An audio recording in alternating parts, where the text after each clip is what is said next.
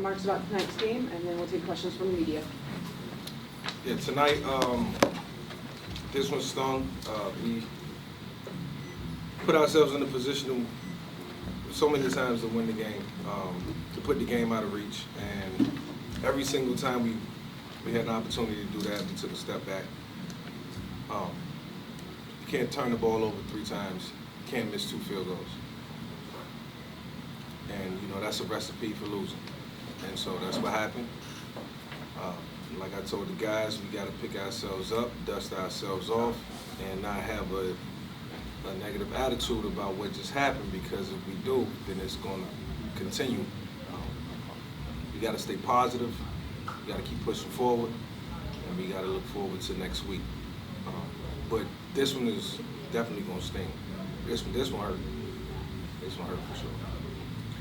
Mike, what was your thought of how the last drive unfolded? I mean, you guys were backed up, I don't know, the 5 or the 10, it felt like, and you had a field goal attempt. How did that all unfold in your eyes? I thought, with no timeouts, I thought we did a good job with our timeouts. I would have loved to have had 3, but, I had to use one early. Just the position we was in to go, 75 yards, or, whatever amount of yards we went to put ourselves in a position to have a field goal. I think we did good things. Just like we practice. It happened the way we practice, and pretty much the things that, we do practice always come to fruition in the game. But, you can't simulate in-game kicking situations. It only happens in-game. And so he got to be ready for that moment. I knew his distance. We got into that distance. And, I expect Evan to make those kicks, especially moving forward. Just to follow up, there was like 30 seconds left. I think y'all decided to run the ball there on the headset. Was there communication? Were you trying to catch him off guard, or the thought to run it with no timeouts? With 30 seconds, you guys ran the ball. You didn't have any timeouts. Yeah, we were trying to get the first down because the clock stopped. So, if we throw an incomplete pass, that's the game. It's 3rd and 1. I trust our guys up front. Clock gonna stop. That's a clock management moment. And it's a moment that you can't really simulate. It's an in-game moment. I think we did the right thing right there by, running the football. It didn't kill a lot of clock. We was able to get back on the ball and get a play call. Coach, what do you tell him?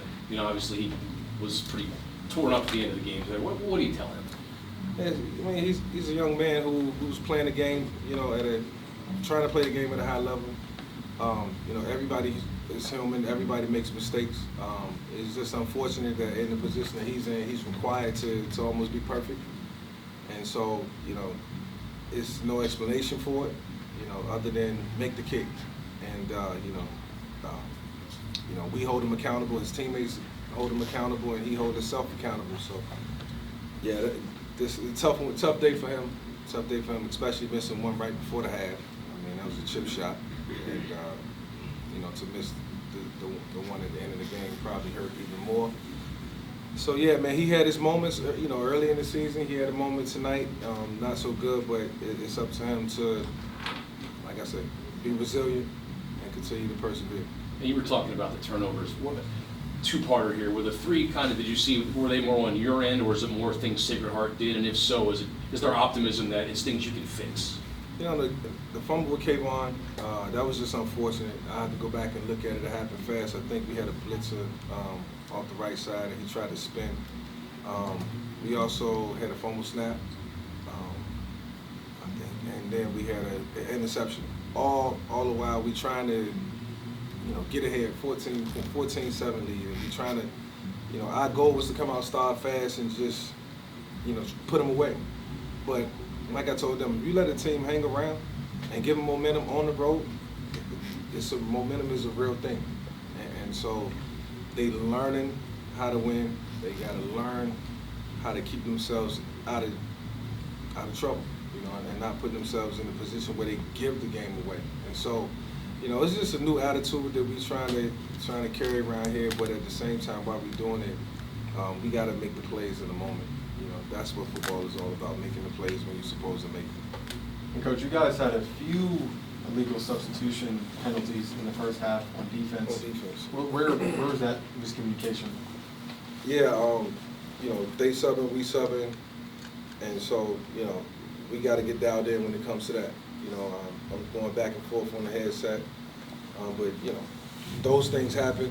You know, we just got to clean it up, and you know, it's part of the reason.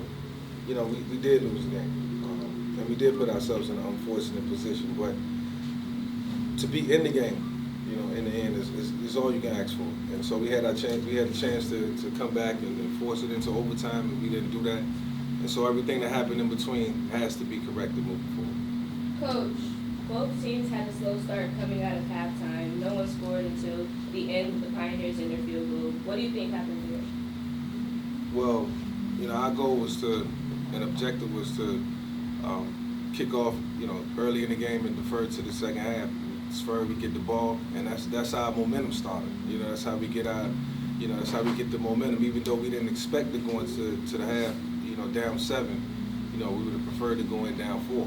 You know, make the field goal, and now we got some momentum coming out. So that's always, you know, my forward thinking in terms of how we just gonna push the pace of the game. Unfortunately for us, we came out and we didn't do anything. I think we went 3 and out, and then you know, from there it's just a back and forth game, field position game. We had a little win going into our far end zone, and so you know it was just you know, field position game. Got to make a play. Got to make a play. Somebody got to do something. Unfortunately, it didn't happen until late, or until Kayvon popped a big run. Just to follow up, things did pick up in that fourth quarter. What was that conversation after the third that got their momentum going? I mean, throughout the game, we had opportunities. We had everything that we thought would work. You know, and you know, that's the unfortunate part. We really and take nothing away from them, but we really gave the game away. We had an opportunity, and so the little mistakes that add up if you keep allowing them to. And so once we put it all together, that's a good football team in that locker room. But they got to learn the hard way, and they will.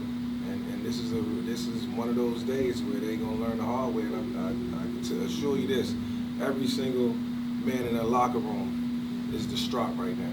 You know, this one touched them. This one touched them, as it should. 550 yards of offense, I think I saw for you guys. Is it, you guys right there? You know what I mean? Are you kind of right there? Just need a couple things to go differently, and then you're off and running. Yeah, it certainly has to pick up before we get into conference play. You know, every game counts. Everything matters around here for us, and so, you know, down to a T, man. Just you know, letting games get away like this.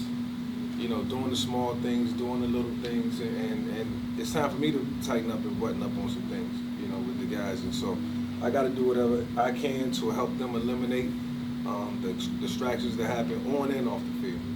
And so I always tell them the little things add up to the big things. And sometimes it sounds cliche and they think I'm saying the same things over and over again.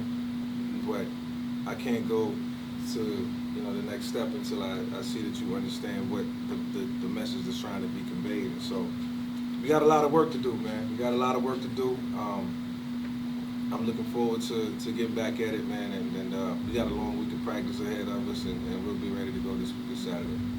Coach, these Spartan fans have stuck by you through all the lead changes for this particular game. Can you just talk a little bit about that fortitude and that mental toughness that creates that environment for you to go towards the single goal? I mean, football is going to be back and forth. You know, obviously we would love to come out and just jump out, you know, on top and get a 21-point lead and play with a lead and just keep the crowd enthused and into it. And it's coming. It's going to happen. It's going to happen. But it's up to them to believe that that's going to happen. I know it can happen. I know what we can do. But, you know, at the same time, you know, you got to make the plays that you're supposed to make. And, you know, we just got to put ourselves in a position where we do take care of business when it's time and not have setbacks. You know, you saw a lot of good things from your skill players tonight. Otto, over 340 passing yards, 2 receivers over 100, I believe Cam and JJ. You know, Kevon King obviously having that huge run. What is sort of the mindset in practice this week, sort of building off those big performances, but, you know, obviously wanting to see a different result next week? Yeah, I think we continue to do what we've been doing. I don't think we change things like, you know, more, you know, quarterback, running back exchange maybe. Maybe some, you know, field goals in some situational periods and some situational moments. You know, outside of that, you know, it's just keep doing what we're doing. and it's going to fall into place. I challenge these guys to watch film and learn. We challenge them to come in and sit down and watch film with us and learn. And so, you know, as we continue to do that, as we continue to grow, we'll get better. But we've dug ourselves into a hole that, you know, fortunately for us, we can get ourselves out of. But, you know, right now it's the true meaning of one day at a time, 1 week at a time. There's been a couple games this year where you guys have struggled to stop the run. Sacred Heart had 300 yards of rushing. What needs to change there for you guys to be able to stop rushing? That's something we're gonna take a look at, take a hard look at this week. You know, I'm involved usually on the offensive side of the ball, but maybe got to pay some more attention to what's going on the defensive side of the ball. And look, this is all about communication. It's all about having conversation and trying to figure out what the solution is. And so it's no time to panic. It's not right now. And you know, as tough as tonight was, it's still light at the end of the tunnel. And for us, it's not how you start, it's how you finish. And so we look forward to finishing strong. It seemed like the defense ran with a four-man front for more of this game than they have in the past. How do you think the defense kind of benefited from that this week? And if that's the plan moving forward, how do you think it will continue to benefit from that sort of? Yeah, I think our scheme is, you know, pretty much more of a four-man. You know, we can jump into a three-man, and so we, you know, a lot of pressures out of each package. But, you know, the offenses are so similar, you know, week in and week out, that you can kind of stick to the same things, and then it's a wrinkle here and a wrinkle there. So for me, it's just paying more attention to what's actually happening and what the opposition is doing, and you know, just try to play, get stops. You know, limit obviously, you know, the opposition from rushing the football for over 200 yards. That's not gonna cut it. And nowhere in football on any level. So yeah, as I think about, you know, this week, you know, coming up and the things that need to change, I got to take some of the positives away from it and certainly correct the negatives. Thanks. All right. Thank you. Appreciate it.